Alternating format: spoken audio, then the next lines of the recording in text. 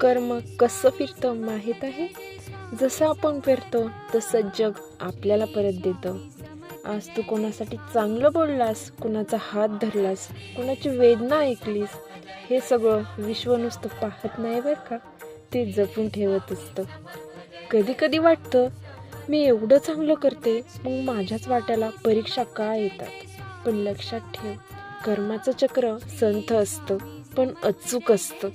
तू दिलेलं प्रेम तुला नक्कीच परत मिळतं, फक्त योग्य क्षणाची वाट बघत असतं. म्हणून आजपासून कर्माची भीती नको, कर्मावर विश्वास ठेव.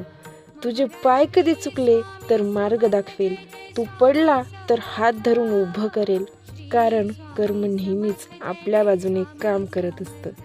श्री स्वामी समर्थ.